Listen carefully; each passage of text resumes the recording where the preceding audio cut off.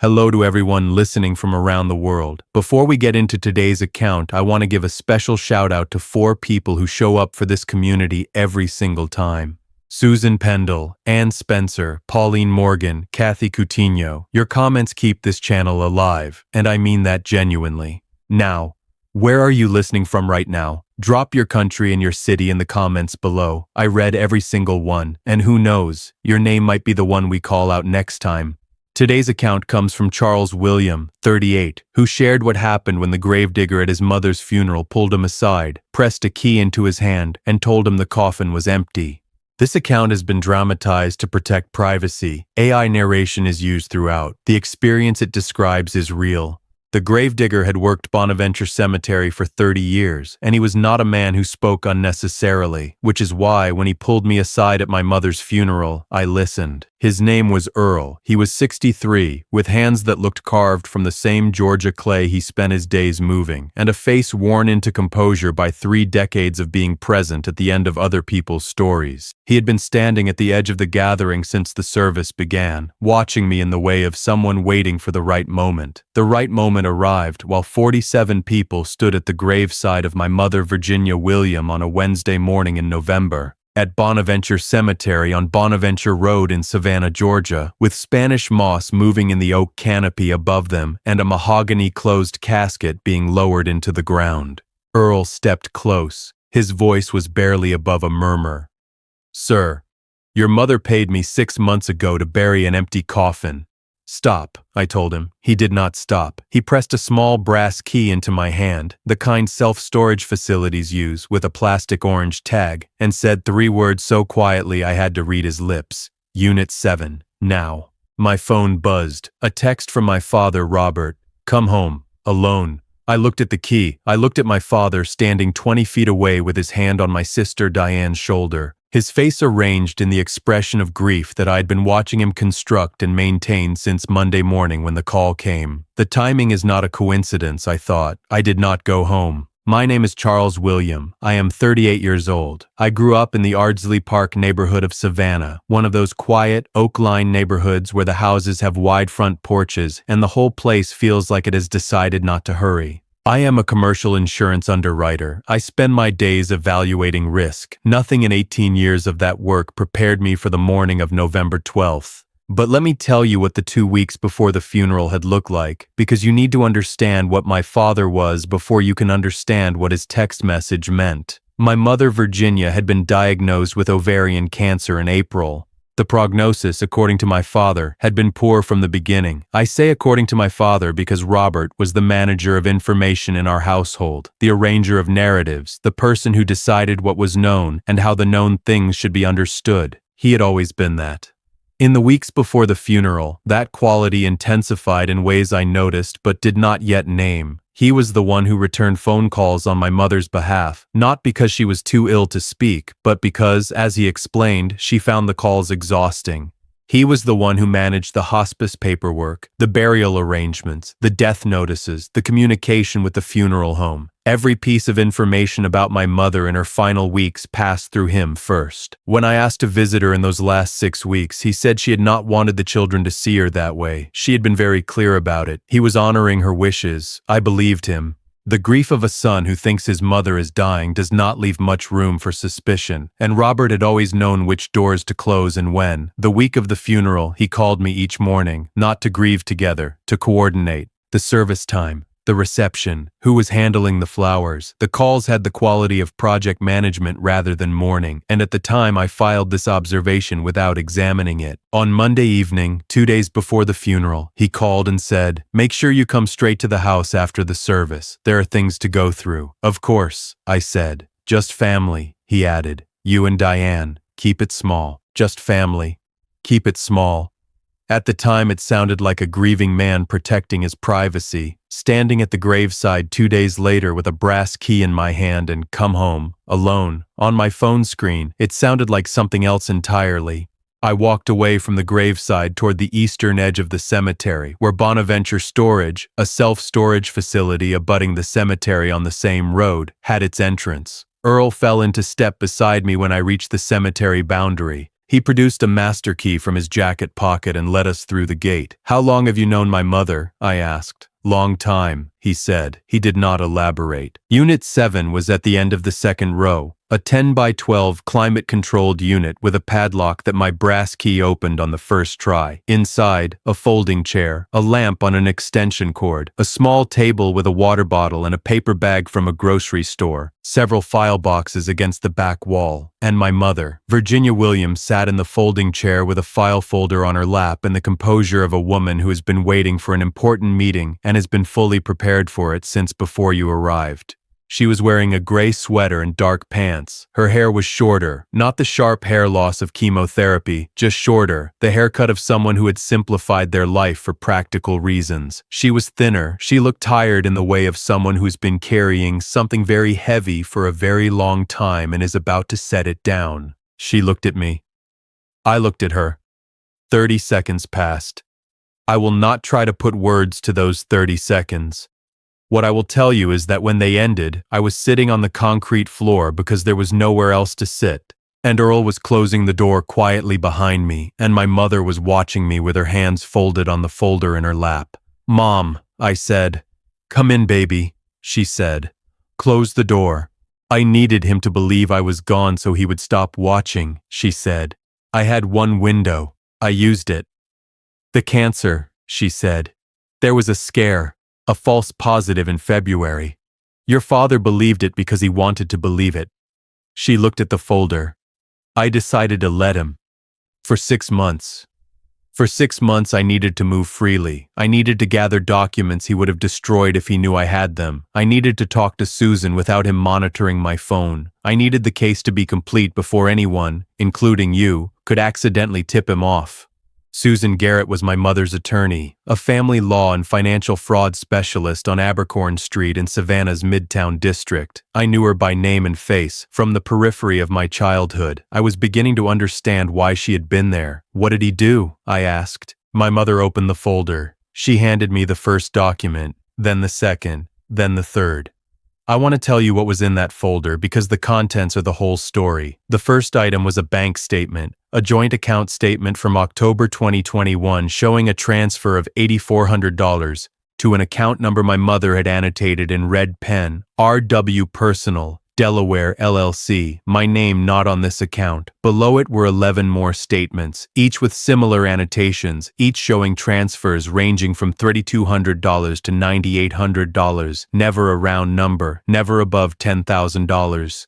The amounts had been calibrated to stay below the federal reporting threshold that triggers automatic bank alerts. 12 transfers over 14 months. Total, $4,600. My mother had pulled each statement from the joint account portal, printed it, and annotated it the same evening. 12 evenings of documentation. 12 evenings of sitting at a kitchen table in a house where her husband was in the next room, writing down what he was taking from her. The second item was a transcribed recording, 2 pages, dated March 14th, 2020. My mother had written at the top, "Recorded in kitchen, 6:47 p.m. Georgia one-party consent law permits this recording. Original audio file labeled RW031420. The transcript read, Robert, the transfer needs to happen before the end of the quarter. If Virginia finds out, we deal with that separately. Unknown voice. And if she contests it, Robert, she won't. Robert.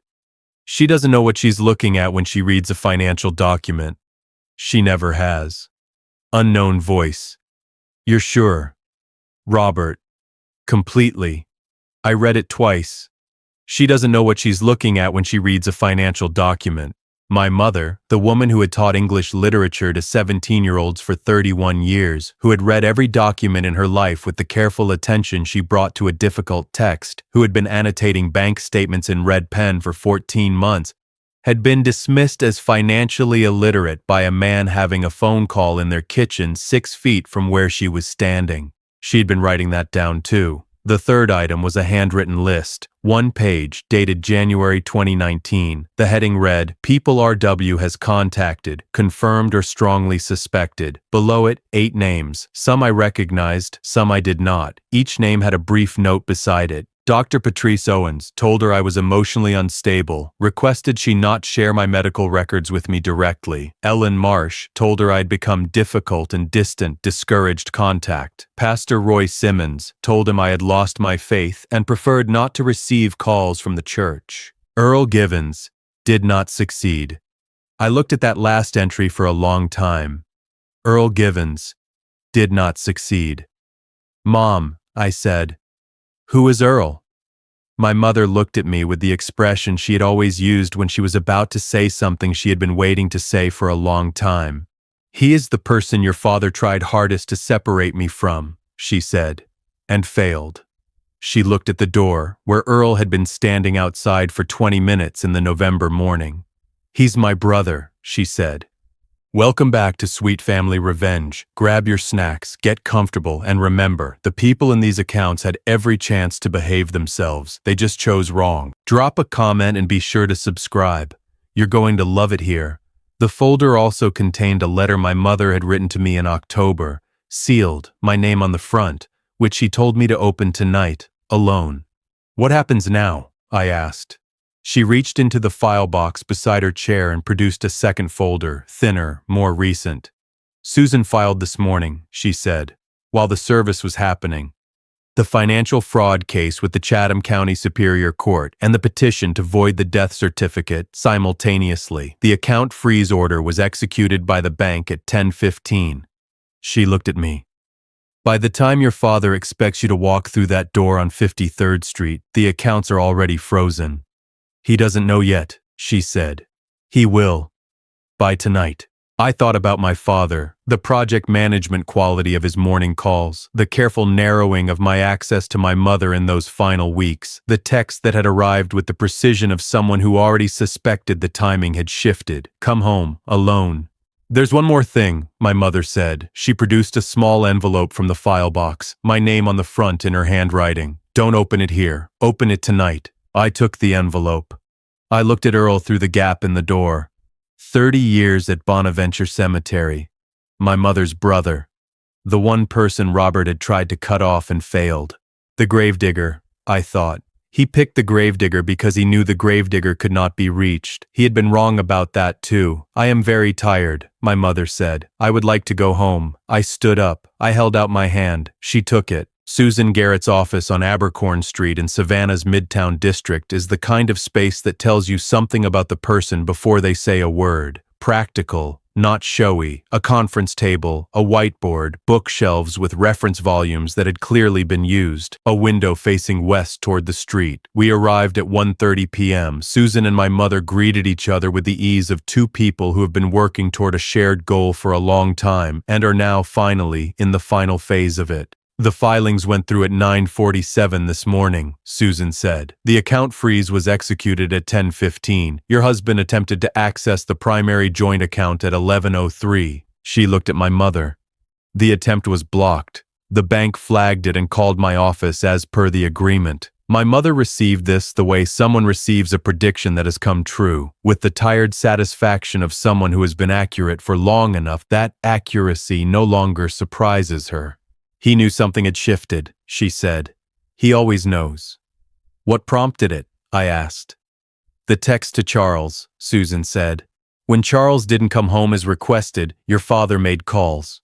He called his personal attorney at 10:45. Whatever he learned, he went to the bank immediately after. I want to explain the shape of the financial case, because this story is not just about what my father did, it is about how, and the how has an educational value beyond the drama. Robert William had spent 6 years using ordinary financial instruments in ways that were individually defensible but collectively constituted fraud. He had opened accounts in his name alone using my mother's identifying information without her consent. Identity fraud.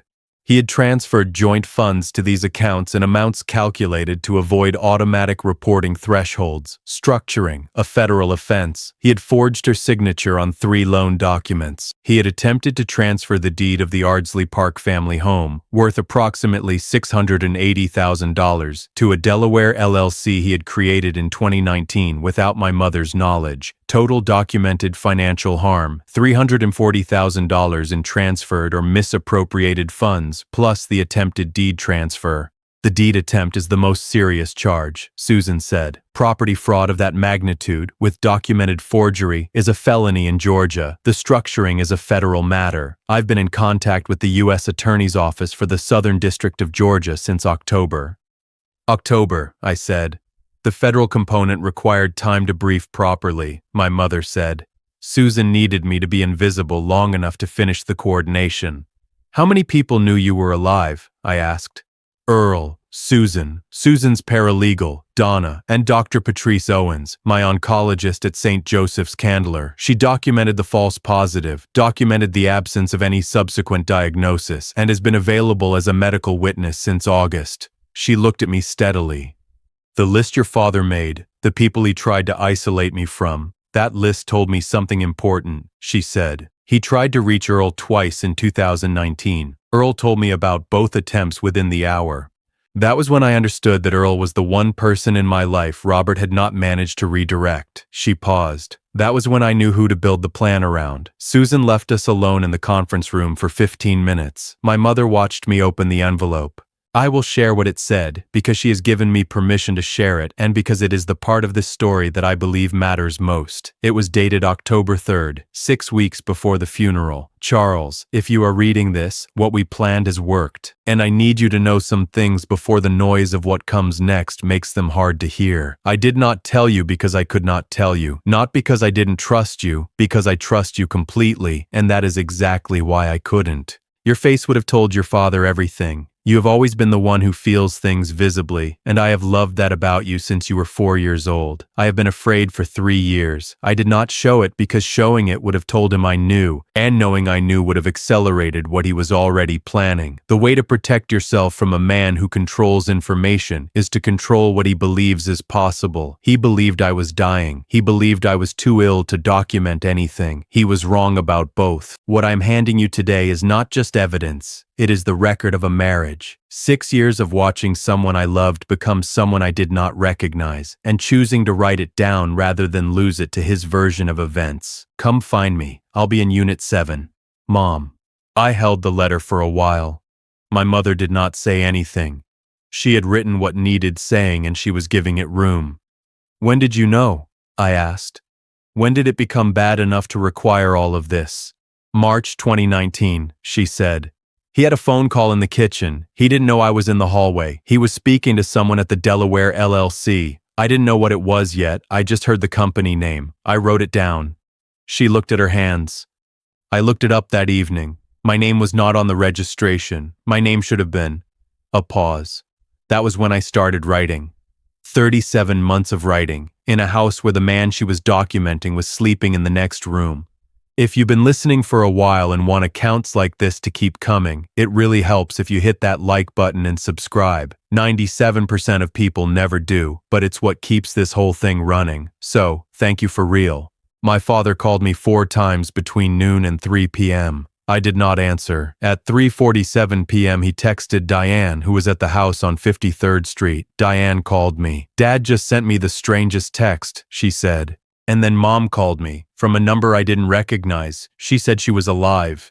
She is, I told her.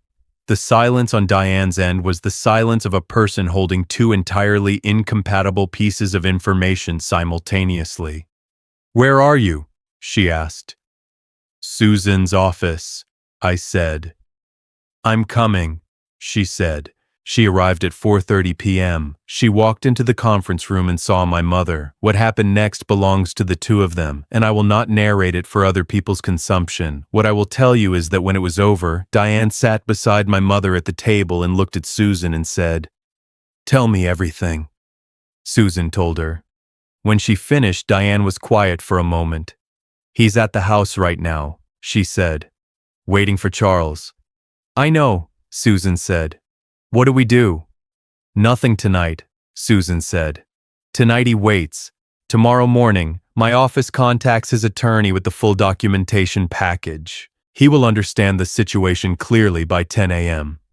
A pause. Let the paper do its work. My mother reached across the table and put her hand on Diane's.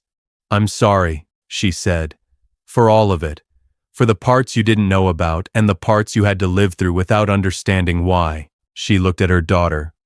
I needed it to be finished before I could explain it. It's finished now. Diane looked at their joined hands. Where are you staying tonight? She asked. I was thinking, my mother said carefully, that I would like to go home. My father was in the kitchen of the house on 53rd Street when we arrived. That house had absorbed 60 years of a family's life and showed it. The worn place on the kitchen floor by the stove, the bookshelves rearranged so many times they had developed their own logic. The porch where my mother's rocking chair had left its impression in the soft grain of the wood. It was her house. It had always been her house, in the way that houses belong to the people who make them home. We heard Robert before we saw him, opening drawers, closing cabinets, moving through the rooms with the restless energy of a man trying to find the edges of a situation by touching everything. My mother walked through the front door first. Robert came out of the kitchen. He stopped. He looked at her.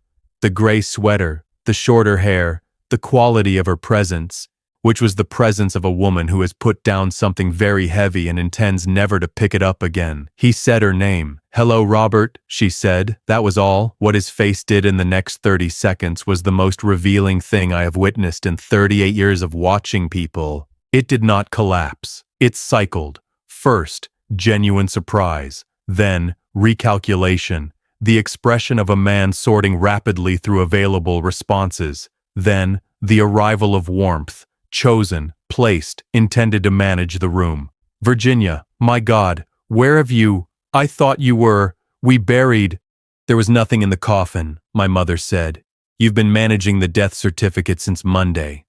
The warmth receded. "I don't know what you—" "Susan filed this morning," she said. "The accounts are frozen. The Delaware LLC has been subpoenaed. The U.S. Attorney's Office has been briefed." She looked at him without raising her voice. "I have been writing everything down for 6 years." The kitchen was very quiet. "I need you to leave," she said. "Not tonight. Tonight there are things that need to happen in a sequence Susan has outlined. But I need you to understand that this is my house, and the documentation establishes that clearly, and I am asking you to leave as soon as that sequence is complete." Robert looked at me. I looked back at him. There is nothing to say, I thought. She has said it. My job right now is to be present. He'd looked at Diane. Diane looked at the floor. He picked up his jacket from the kitchen chair. He walked to the front door. He stopped in the doorway. "You don't understand what you've done," he said, quietly, to my mother. "I understand exactly what I've done," she said. "I documented it." He left. The front door closed. The three of us stood in the kitchen in the quiet that follows the thing that changes everything. My mother went to the stove. She put the kettle on. That was it. That was the gesture. She put the kettle on the way she had put it on 10,000 times in that kitchen. The familiar motion of a woman in her own house doing a necessary thing. Diane sat at the kitchen table. I sat across from her. We waited for the tea. Susan called at 8:15 p.m. Robert's attorney had received the documentation package by secure delivery and signed the receipt at 7:47 p.m. By the morning of November 13th, his attorney had called Susan's office and requested a meeting. The meeting was Friday. I will give you the shape of what followed because the proceedings are ongoing and Susan has been clear about what can be shared publicly. The financial fraud charges are being prosecuted by the Chatham County District Attorney's Office. The federal structuring charge is being handled by the U.S. Attorney for the Southern District of Georgia. Robert has retained criminal defense counsel. The death certificate was voided by court order on November 14th. My mother's legal status was restored with an efficiency Susan attributed to the thoroughness of the documentation. When a case is properly prepared, the machinery tends to move. The house on 53rd Street remains in my mother's name. It was never successfully transferred. On Saturday, 3 days after the funeral, I asked my mother the question I'd been carrying since Unit 7. "I spent 2 weeks believing you were dead," I said. She looked at me. "I know," she said. "I stood at a graveside and I grieved. I didn't know the coffin was empty. I just stood there and believed my mother was gone." "Yes," she said. "You did." "Was there no way to tell me?" I asked. "Even with precautions?" "No," she said, without defensiveness. "I considered it for 6 months before I committed. The risk of telling you was the risk of your father reading your behavior. He is very good at that. The window for freezing the accounts required him to believe the situation was resolved, that I was gone, and his access was uncontested. She looked at me steadily. I wager grief against what he would do to you, to Diane, to this house, if I gave him a reason to move faster. A pause. I chose your grief. I have thought about that every day for 6 months. I will think about it for the rest of my life. The kitchen was quiet. Are you angry? She asked. I'm going to need some time, I said. But no. She nodded. She poured more tea. If you've made it this far, do us one quick favor. Subscribe. A lot of people listen without ever doing it. It costs you nothing and means everything to us. Thank you, genuinely. Now, the last thing I want to say.